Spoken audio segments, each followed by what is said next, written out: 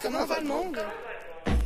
La Journée mondiale des réfugiés était célébrée hier, mardi le 20 juin. Pour l'occasion, le Haut Commissariat de l'ONU pour les réfugiés a annoncé un record en légère hausse du nombre de migrations provoquées par les conflits dans le monde. D'après les données de l'ONU, 20 nouvelles personnes sont forcées de fuir leur foyer chaque minute. Et le déracinement concerne un être humain sur 113. En 2014, les chiffres de l'agence onusienne avaient dépassé la barre symbolique des 50 millions, amenant le secrétaire général de l'organisation à évoquer la pire crise humanitaire depuis la Seconde Guerre mondiale. Elisabeth Vallet, bonjour.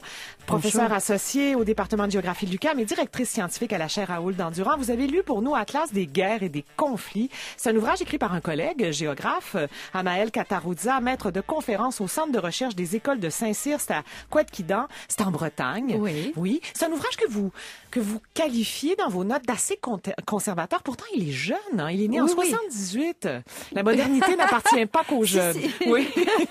Oui. En fait, pour quelqu'un qui aurait lu tout ce que les politologues ont écrit sur la guerre et la paix depuis la fin de la guerre froide, il y aurait probablement rien de très très innovant, parce que il explique que les conflits sont en déclin, qu'il y a de moins en moins de morts dans les guerres, donc que le monde va mieux dans un sens. Puis c'est paradoxal parce que c'est vraiment pas la sensation que l'on a, mais du point de vue strictement de la guerre classique, le monde va mieux.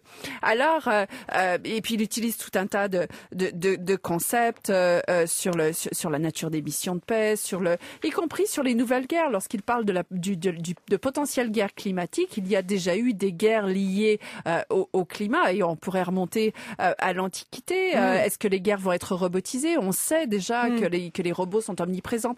Donc il n'y a pas forcément d'innovation sur le plan conceptuel. Ceci étant dit, pour quelqu'un qui ne se serait pas intéressé à la guerre ou qui voudrait une représentation visuelle de la guerre, dans ce cas-là, cet ouvrage est parfait.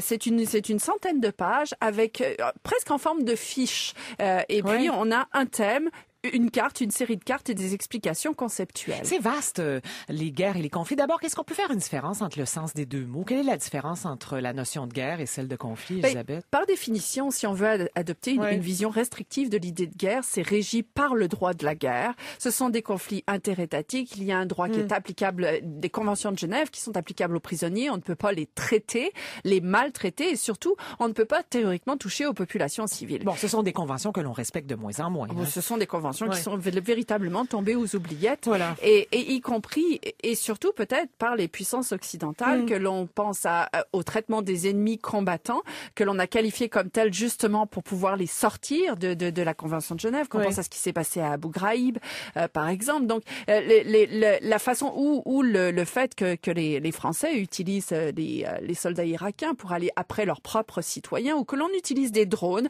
comme le font les Américains, pour tuer, y compris des civils.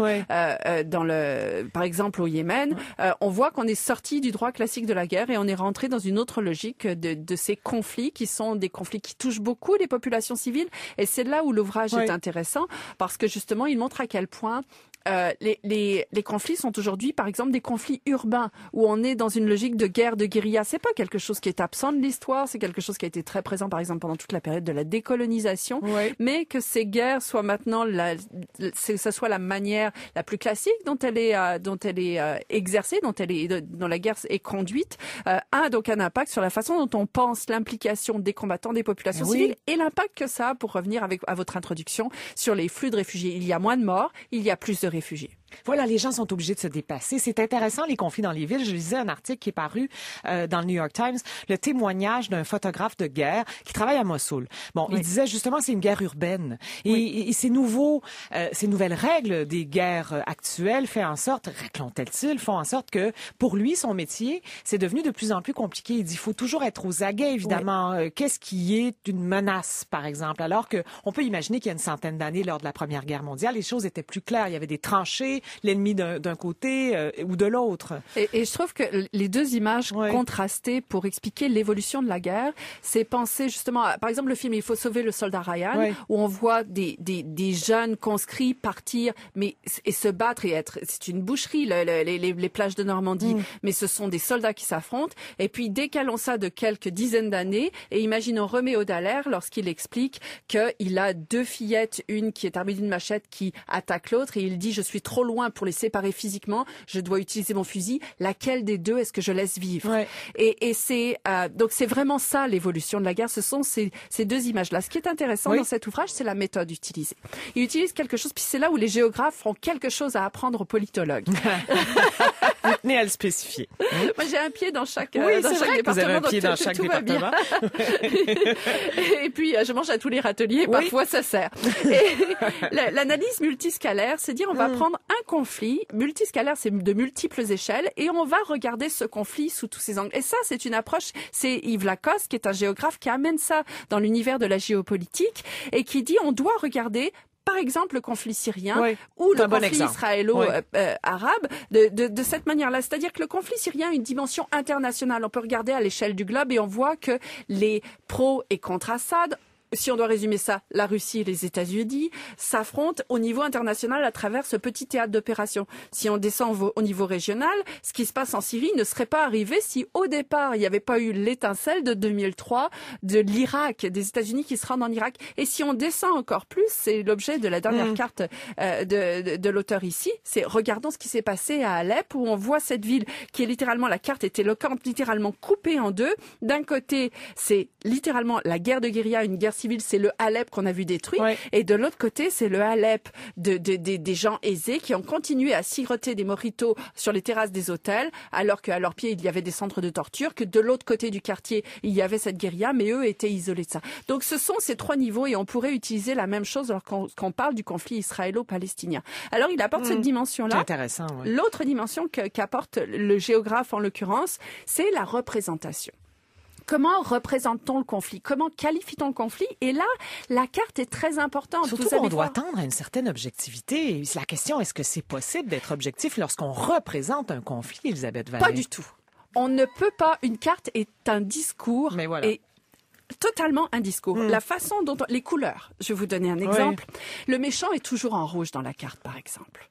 Alors, si vous décidez de dessiner quelque chose en rouge, vous allez forcément donner une connotation négative à cette composante-là. Il y a une carte qui n'est pas présente dans cet atlas, mais qui est une carte intéressante qu'on devrait en fait mettre sur le site web. C'est la carte de l'archipel palestinien. Tout est affaire de couleurs. Imaginez, fermez les yeux, imaginez une carte du conflit israélo-palestinien.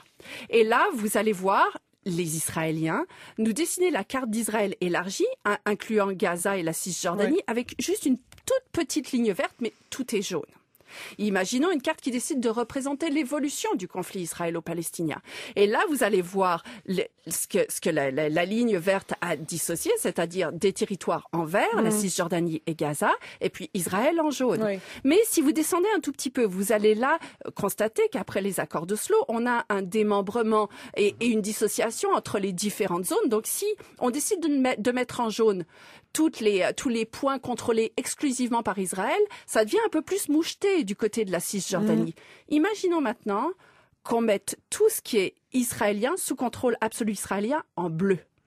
Ça devient une mer. Il ne nous reste qu'un archipel de petites îles vertes. C'est l'État palestinien qui n'a plus aucune contiguïté territoriale. Il faut tenir compte de la colonisation donc aussi, on imagine. C'est ça. Donc, en fait, la couleur permet de réaliser à quel point le potentiel État palestinien est en fait littéralement grignoté et, faute de contiguïté territoriale, n'a peut-être pas l'espoir de pouvoir accomplir sa souveraineté. Donc, la carte est essentielle dans la représentation d'un conflit. L'auteur, oui, Rachad, allez-y. Je dis tout à fait. Faites preuve de votre enthousiasme. Non, cette carte, effectivement, celle qui s'appelle l'archipel palestinien, elle est frappante. Il faut vraiment la trouver avec Google pour saisir la profondeur de ce que tu viens de dire, Elisabeth. On va demander à Ariane Thibault-Vanasse de s'en occuper. Elle est avec nous aujourd'hui. Vous dites que son ouvrage traite des acteurs irréguliers qui interviennent de plus en plus dans les conflits. Qu'est-ce que c'est des acteurs irréguliers, Elisabeth Vallée? En fait, c'est tout ce qui n'est pas un soldat sur le payroll du gouvernement, littéralement avec un salaire gouvernemental. Donc la privatisation de l'armée. Donc il y a beaucoup d'éléments. Oui, ça va être la privatisation de l'armée, ça va être les mercenaires, mais ce sont aussi des acteurs transnationaux, des espèces d'organisations transnationales comme Al-Qaïda. Ce sont tous ces combattants qui ne sont pas plus des représentants du gouvernement. Et donc des nations. Et donc on rentre dans une logique qui est beaucoup plus asymétrique. Et les guerres asymétriques font partie de ces nouvelles guerres où on a un faible contre un fort. Donc entendre des gens organisés, auto-organisés parfois, contre des structures plus importantes qui sont des structures gouvernementales. Donc il y a véritablement une évolution des conflits. Il parle même de la possibilité de dessiner une espèce d'arc de crise à partir justement de ce qui a commencé au Moyen-Orient et s'étend petit à petit jusqu'au Sahel. Ça, c'est vraiment dans la logique de ce qu'explique Brzezinski. Donc où il y aurait véritablement un arc de crise sur lequel tous ces acteurs irréguliers s'exprimeraient et arriverait à créer une espèce d'alliance transnationale, qu'on parle de Boko Haram, par exemple, ou de l'AQMI, et de ses filiations possibles à Daesh de l'autre côté du globe. Oui. Donc, il y a véritablement une autre façon de faire la guerre, qui est vraiment une façon qui existait auparavant, mais qui a révélé véritablement la fin de la guerre froide. Qu'en est-il des robots? Vous dites qu'ils sont déjà présents, on en a déjà parlé ensemble. Jusqu'à quel point ils sont utilisés et par quelle nation ils sont utilisés à l'heure actuelle, Elisabeth Vallée? Mais ils sont utilisés par Israël, par la Corée du Sud, les États-Unis aussi. Il y a toujours la ligne est très fine entre le drone et le robot. Ouais. Le drone est quelque chose que l'on dirige de loin comme une console Nintendo là, donc avec des vraies personnes à l'autre bout, alors qu'un robot va déterminer à partir d'un algorithme quoi faire. Alors vous avez par exemple aujourd'hui des casques déployés par la France aussi, des casques d'aviation de pilotes qui, selon à l'endroit où ils regardent, va déterminer des actions d'une flotte de drones autour de lui. Mais c'est pratiquement robotisé, c'est-à-dire que s'il regarde à droite, les drones qui volent avec son avion vont s'orienter différemment. S'il regarde à gauche, ça va être autre chose. Donc c'est communiqué par lui, en l'occurrence par le mouvement de ses yeux, mais il y a des réactions qui sont automatisées derrière.